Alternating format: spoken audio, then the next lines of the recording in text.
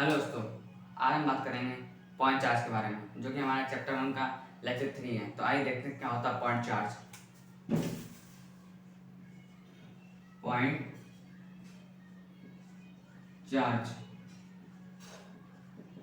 इसमें if the size of an charge is very small as compare to the distance between them is called point charge. तो इसे हम लिखते हैं if the size of charge जिस the size of the charges are very small as compare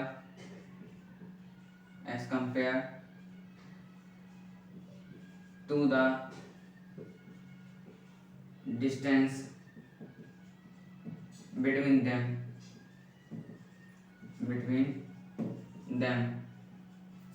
if the size of the charge are very small as compared to the distance between them is called point charge।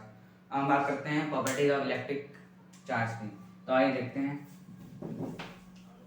कि क्या होती है property of electric charge. Properties of electric charge. Property of electric charge, इसकी 5 property होती हैं: additive, quantize, conserve, unlike charge ripple each other, unlike charge attract charge. तो अब बात करते हैं हम लोग पहली प्रॉपर्टी की, जो कि हमारी है चार्जेस आर एडिटिव। इसमें सिस्टम के जितने भी चार्ज हैं वो 12 चार्ज का सम होता है। जैसे कि हमारा 12 चार्ज है Q, इसका Q1 plus Q2 plus Q3 plus Qn। System में जितने चार्ज हैं सबका सम हो जाता है। जैसे कि एग्जाम्पल लेते हैं हम लोग, जो हमारा सिस्टम है इसमें हमारा 5 column, 4 column, 3 column, -4 column, -5 column. अब इसका Q निकालेंगे। ये Q1 है हमारा, ये Q2, Q3, Q4, Q5। Q निकलेगा हमारा Q1 plus Q2 plus Q3 plus Q4 plus Q5।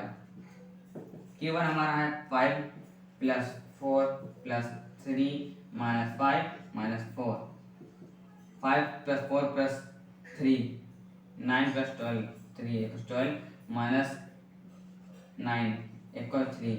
ये हमारा 12 चार्ज हमारा आ जाएगा 3। ये प्रॉपर्टी हमारी पहली होगी एडिटिव। तो अब बात करें सेकंड प्रॉपर्टी की, जो कि हमारी है क्वांटाइज। सर आप कर लेते हैं हम लोग।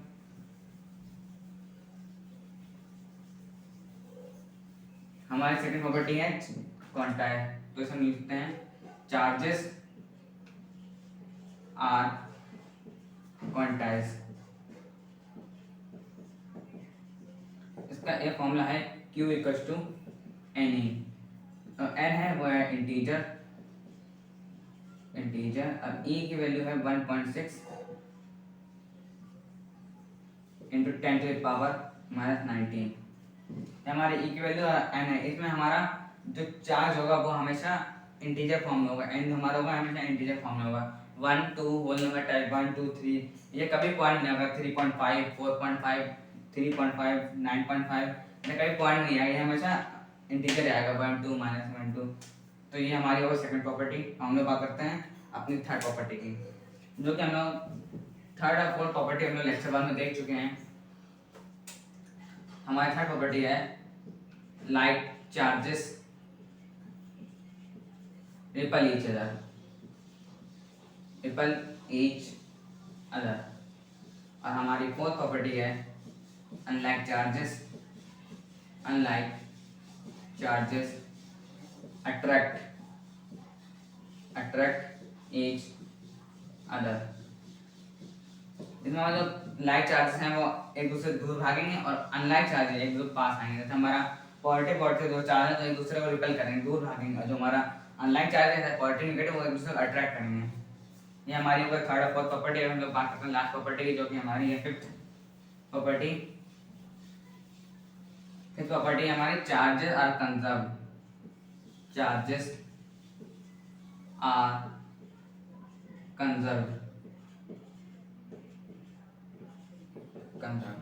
इसमें मतलब ये है क्योंकि द टोटल चार्ज कंडक्ट मतलब the total charge of an isolated system is conduct. इसे हम लिख सकते हैं the total charges of an isolated system is conserved.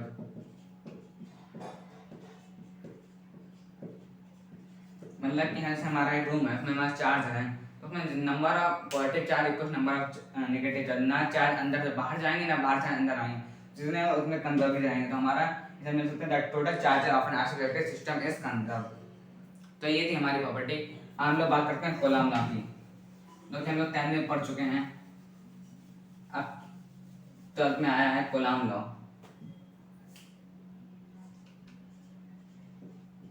Coulomb law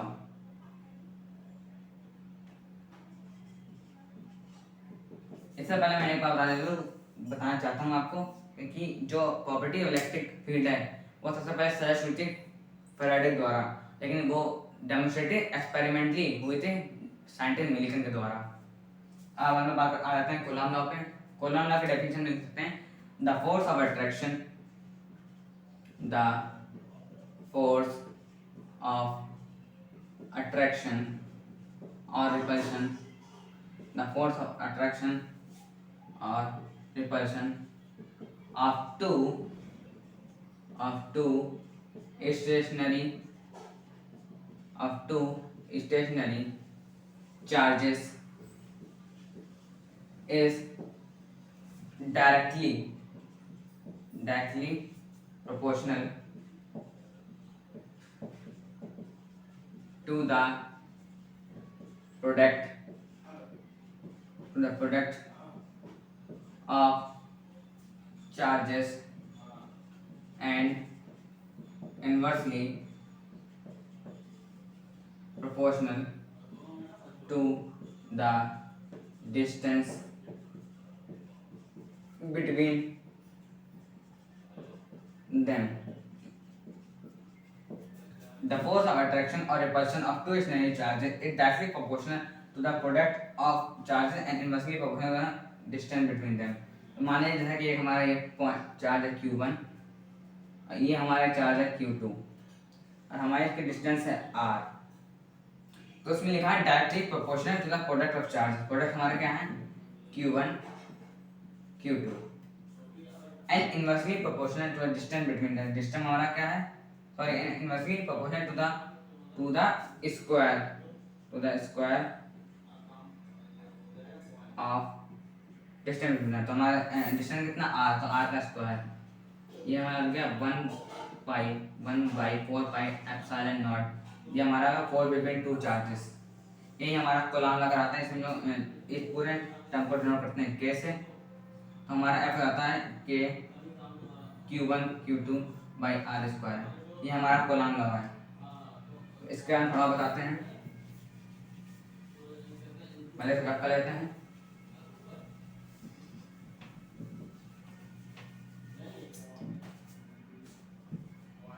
मान लीजिए हमारा चार्ज है Q1, ये हमारा चार्ज है Q2, इसके डिस्टेंस है हमारी R। तो इसका हमने फोर्स बिटवीन टू चार्जेस का निकाला था। Force between two charges, force between two charges F equals to 1/4 pi epsilon naught Q1 Q2 by R square. इसमें हमारा एप्सिलॉन नॉट है permittivity of space, free space, permittivity of free space. ये formula सिर्फ air vacuum के लिए valid है। अगर हमें किसी के रिस्पेक्ट नहीं दी जाती, जैसे रिलेटिव रिस्पेक्ट दिया हमारा, तो हम इसमें लगा लेंगे ER। जैसे मिल्क में है, टी में है, किसी रिस्पेक्ट नहीं आता तो हम ER लगाते हैं। ER हमारा होता है relative permittivity, relative permittivity, relative permittivity denote होती है ER equals to E by epsilon naught. इसमें 1/4 पाई एप्सिलॉन नॉट की वैल्यू होती है, सॉरी इसमें एप्सिलॉन नॉट की वैल्यू होती है 8.8 something 10 to the power minus 12, और इसमें जब पूरा टर्म के बन जाता है, के की वैल्यू होती है पूरी 1/4 pi epsilon naught equal to 9 into 10 to the power 9। ये हमारी के की वैल्यू होती है पूरी। तो ये था हमारा फोर बिटवीन टू चार्जेस। फिर आपका लेते हैं हम लोग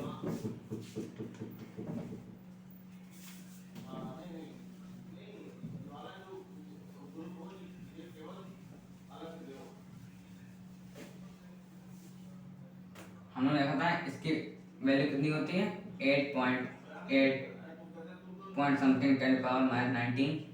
के की वैल्यू होती है 9 इंटू 10 टू पावर 9। ये हमारी वैल्यू है। हम लोग बात करते हैं one coulomb. What is one coulomb? जैसे कि हमारी अब जो फॉर्मूला था हमारा F equal to 1/4 pi epsilon naught Q1 Q2 R square. One coulomb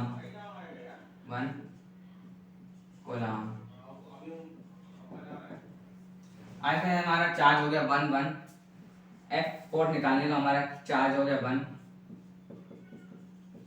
ये हमारा चार्ज इससे हमारा सब बंद रहेगा, हमारी डिस्टेंस भी बंद रहेगी, चार्ज Q1 भी बंद रहेगा, Q2 भी बंद रहेगा। तो देखिए Q1 1 इंटू 1/1 स्क्वायर। तो हमारी F की वैल्यू कितनी आ जाएगी 1/4 पाई एप्सिलॉन नॉट। तो हमारी फोर्स निकल आएगा इसमें 9 इंटू 10 टू पावर 9। ये हमारे फोर्स आ जाएगी। Force between two one coulomb ये हमारी फोर्स आ जाएगी। हम लोग देखते हैं Coulomb law in vector form. आइए देखते हैं what is Coulomb law in vector form. Coulomb law in vector form. मान लीजिए ये हमारा चार्ज है Q1, ये हमारा चार्ज है Q2, ये दोनों हो गए पॉइंट हो। इसकी डिस्टेंस हो गई हमारी R1, इसकी डिस्टेंस हो गई हमारी R2। ये फोर्स लगेगी इधर, जो हो गया F21 F12। अब हमें R निकालना है 2 रिस्पेक्ट टू 1।